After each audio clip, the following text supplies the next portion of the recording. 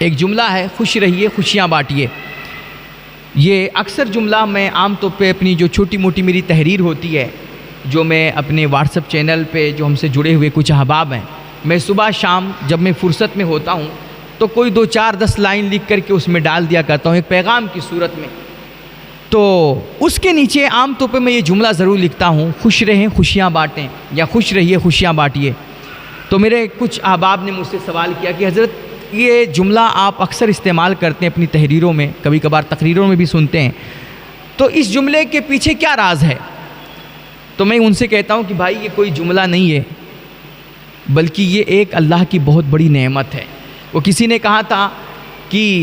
یا تو دیوانہ ہنسے یا تو جسے توفیق دے،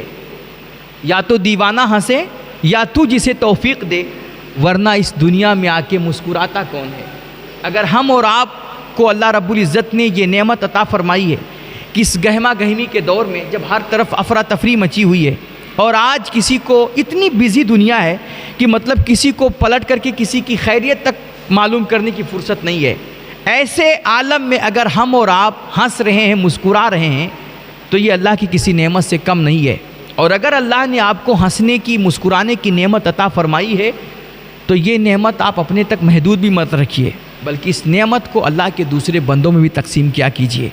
چونکہ اللہ کا وعدہ ہے کہ جو چیز جتنی بانٹی جاتی ہے، جتنی تقسیم ہوتی ہے، اللہ اس میں اتنی برکتیں ڈالا کرتا ہے. اگر آپ اللہ کے بندوں کو خوشیاں پہنچائیں گے، ان کو خوش رکھیں گے، تو بدلے میں اللہ آپ کو دونوں جہان کی خوشیاں نصیب فرمائے گا. میرے حضور کی بھی عادت کریمہ تھی، آپ ہمیشہ خوش رہتے تھے اور خوشیاں بانٹتے تھے. آج بہت سارے لوگ بہانے کرتے ہیں کہ حضرت یہ کہنا بہت آسان ہے خوش رہیے خوشیاں بانٹیے، لیکن کبھی اس بندے کے دل سے پوچھئے کہ جس نے ٹینشن دیکھا ہو، جس کے اوپر غموں کے پہاڑ ٹوٹے ہوں اور جو بیماریوں سے جوجھ رہا ہو، اس کے دل سے پوچھئے کہ ہنسنا مسکرانا کیا ہوتا ہے، کتنا مشکل کام ہے. ہم نے کہا یہ بتائیے کہ آپ پر مصطفیٰ جان رحمت سے بھی زیادہ غم ٹوٹے ہیں؟ میرے حضور خود فرماتے ہیں کہ اللہ کے راستے میں تمام نبیوں کو ستایا گیا اور سب پر ظلم ڈھائے گئے، لیکن جتنا ظلم مجھ پہ ڈھایا گیا اور اللہ کے راستے میں جتنی تکلیف مجھے دی گئی، اتنی تکلیف کسی بھی نبی کو نہیں دی گئی. لیکن پھر بھی میرے حضور کی عادت کریمہ تھی. آپ کے صحابہ بیان کرتے ہیں کہ میں نے حضور کو جب بھی دیکھا مصطفیٰ جان رحمت کو ہمیشہ مسکراتے ہوئے دیکھا. اعلیٰ حضرت فرماتے ہیں جس کی تسکین سے روتے دل ہنس پڑے، جس کی تسکین سے روتے دل ہنس پڑے، اس تبسم کی عادت پہ لاکھوں سلام. میرے حضور کی بارگاہ میں کوئی کتنا بڑا دکھ کا مارا، غم کا مارا بندہ آ جاتا تھا، میرے حضور صرف مسکرا دیں، آپ کی مسکراہٹ دیکھ کر کے اس کے غم کافور ہو جایا کرتے تھے اور روتے دلوں کو تسکین مل جایا کرتی تھی. تو ہنسنا مسکرانا یہ اللہ کی بہت بڑی نعمت ہے اور یہ مصطفیٰ جان رحمت کی سنت بھی ہے. اس لیے اگر آپ کو اس گہما گہمی کے دور میں مسکرانا نصیب ہے اور آپ کے دل کو اللہ رب العزت نے اطمینان بخش رکھا ہے، تو آپ کو اللہ نے بہت بڑی نعمت عطا کی ہے. آپ اس نعمت کو اپنے تک محدود مت رکھیے، بلکہ اس نعمت کو اللہ کے دوسرے بندوں میں بھی تقسیم کیا کیجیے. خوش رہیں. میں عام طور پہ کہا کرتا ہوں کہ بھائی مسکرایا کیجیے اور خوش خرم رہا کیجیے. کہاں ہمیں یہاں پر اس دنیا میں صدیاں بتانی ہیں، 4 دن کی زندگی ہے یار، اس زندگی کو انجوائے کرنا سیکھیے، اپنی لائف کے مزے لیجیے. اللہ نے قرآن پاک میں جو فرمایا ہے کل نفس ذائقۃ الموت، کہ ہر نفس کو موت کا مزہ چکھنا ہے. یقیناً کوئی بھی انسان ہو، بادشاہ ہو، امیر ہو، غریب ہو، گورا ہو، کالا ہو، چھوٹا ہو، بڑا ہو، مرد ہو یا عورت ہو، کوئی بھی انسان ہو جو اس دنیا میں آیا ہے، اسے موت سے چھٹکارا نصیب نہیں ہو سکتا. ایک نہ ایک دن ہر ایک انسان کو موت کا مزہ چکھنا ہے. اس آیت کریمہ کو پڑھ کر کے علامہ جامی رومی علیہ رحمہ فرمایا کرتے تھے، اور بڑا کمال کا ان کا جملہ ہے. وہ فرماتے تھے بھائی موت کا مزہ تو ہر کسی کو چکھنا ہے اور موت کا مزہ ہر کوئی چکھتا ہے، لیکن زندگی کا مزہ، زندگی کی لذت اور اس کائنات میں جینے کی چاشنی، یہ اللہ رب العزت کسی کسی کو نصیب کرتا ہے. وہ فرماتے تھے کہ موت کا مزہ تو ہر کوئی چکھتا ہے، لیکن زندگی کا مزہ کوئی کوئی چکھا کرتا ہے. آپ کہتے تھے بیٹا آپ زندگی کا مزہ لینے والے بنو، اپنی لائف کو انجوائے کرنے کی کوشش کرو. اور اس کے لیے اللہ رب العزت نے ہمارے ارد گرد بہت ساری چیزیں رکھی ہیں، اگر ہم ان پہ غور کریں تو ہماری زندگی بہت آسان ہو سکتی ہے اور ہمیں دونوں جہان کی خوشیاں نصیب ہو سکتی ہیں۔ ایک بندہ تھا، وہ دبئی میں نوکری کیا کرتا تھا، کسی ادارے میں یا کسی میوزیم وغیرہ میں۔ تو اب دبئی سے ریٹائر ہو کر کے جب وہ اپنے ملک آیا تو اس سے لوگوں نے پوچھا کہ بھائی آپ اتنے دن تک فلاں ادارے میں کام کیے ہو یا فلاں میوزیم میں رہے ہو، تو وہاں پر ملک کے بھی، وہاں دبئی کے اپنے رہنے والے بھی لوگ رہتے ہیں اور باہر سے دوسرے ادر کنٹری کے بھی لوگ جاتے ہیں گھومنے ٹہلنے کے لیے، تو آپ اس ادارے میں رہتے تھے تو آپ کو پتہ کیسے چلتا تھا کہ یہ بندہ ملکی ہے یا یہ بندہ مسافر ہے؟ کیسے پتہ چلتا تھا؟ تو اس بندے نے کہا کہ یہ تو بہت آسان چیز، میں تو چہرہ دیکھ کر کے پہچان جاتا تھا کہ یہ ملکی ہے اور یہ غیر ملکی ہے، یہ مقامی اور یا مسافر ہے۔ کہا کیسے؟ تو اس بندے نے بتایا کہ میں تو یوں ہی ایسے سڑک پہ کھڑا رہتا تھا اور میں لوگوں کو دیکھتا تھا، ایک بندہ ہوتا تھا جو آتا اور وہ کبھی گاڑیوں کے ساتھ سیلفی لیتا، وہ کبھی اونچی اونچی بلڈنگیں دیکھتا اور اس کے ساتھ فوٹو بناتا، وہ اگل بگل اپنی جو بھی چیز دیکھتا ہر ایک چیز کے مزے لیتا اور ہر ایک چیز کو دیکھ کر کے وہ خوش ہو رہا ہوتا، وہ فوٹو بناتا ہر کسی کے ساتھ۔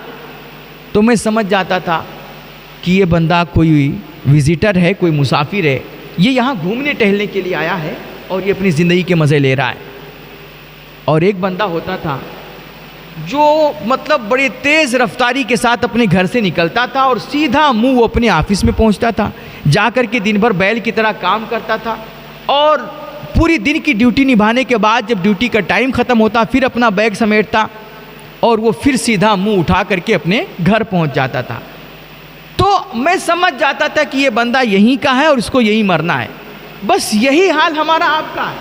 آج ہم لوگ بھی نا اس دنیا میں اتنے مگن ہیں، اتنے مست ہیں کہ یار صبح سے لے کر شام تک بس میں ہی میں، اپنی بیوی، اپنے بچے، اپنا کاروبار، اپنا دھندا، اپنا بزنس، اپنے خاندان، رشتہ دار، اس کے علاوہ ہم اور دنیا کو دیکھ ہی نہیں رہے۔ ایسا لگتا ہے کہ جیسے ہمیں یہ دنیا چھوڑ کر کے کبھی جانا ہی نہیں ہے، اور بس اسی وجہ سے ہم زندگی کی خوشیوں سے محروم ہو جاتے ہیں اور کبھی اپنی لائف کو انجوائے نہیں کر پاتے ہیں۔ لیکن جب ہم اپنی ذات کی کھول سے نکلیں گے،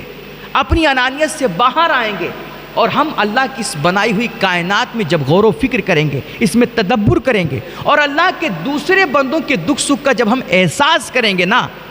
تو اس وقت ہمیں زندگی کے مزے نصیب ہوں گے اور پھر ہمیں سمجھ میں آئے گا کہ یہ لائف ہوتی کیا ہے۔ اللہ اسی لیے قرآن میں فرما رہا ہے افلا ينظرون الى الابل كيف خلقت والى السماء كيف رفعت والى الارض كيف سطحت والى الجبال كيف نصبت، کہ تم آسمان کو دیکھتے کیوں نہیں، اس اللہ کی بنائی ہوئی دھرتی میں غور کیوں نہیں کرتے، اور اونچے اونچے پہاڑوں کو، رنگ برنگ پھولوں کو، چڑیوں کو، پرندوں کو، اللہ کی بنائی ہوئی ایک ایک چیز کو غور سے دیکھو، اس میں تدبر کرو، تمہیں اپنی زندگی کے مزے نصیب ہوں گے اور تم اپنی لائف کو انجوائے کر سکو گے۔ ہمارا دین آنکھیں بند کرنے کا حکم نہیں دیتا، اور اسی لیے ہم کہتے ہیں کہ وہ دنیا کا کوئی اور دین دھرم ہوگا جو اپنے ماننے والوں کو کہتا ہوگا کہ تم ساری کائنات کو چھوڑو، دنیا کو تیاگو، بیوی بچوں کو بھاڑ میں جھونکو اور بڑھاپے میں ماں باپ کا سہارا بننے کے بجائے تم جنگلوں اور پہاڑوں میں نکل جاؤ، بیابانوں میں چلے جاؤ، اور جب تک تم کسی تنہائی میں جا کر کے اپنی آتما کو پرماتما سے نہیں ملا لو گے، جب تک تم دنیا کے کامیاب انسان نہیں بنو گے۔ یہ کوئی اور دین دھرم کہتا ہوگا، لیکن اسلام یہ کہتا ہے کہ وہ انسان جو اپنی سوسائٹی کے کام نہ آ سکے، اپنے سماج کو فائدہ نہ پہنچا سکے، اور جو اپنے خاندان، رشتہ دار، بیوی بچوں اور ماں باپ کا سہارا نہ بن سکے، وہ جانور تو ہو سکتا ہے لیکن وہ انسان نہیں ہو سکتا۔ ہمارا دین ہمیں سنیاس لینے اور رہبانیت اختیار کرنے کی تعلیم نہیں دیتا۔ ہمارا دین یہ کہتا ہے کہ تم اللہ کی اس کائنات میں اگر رہتے ہو تو اس کائنات میں غور کرو، فکر کرو اور اپنے اگل بگل دیکھو، جو تمہیں اللہ کے ضرورت مند، حاجت مند، مجبور و لاچار بندے نظر آئیں،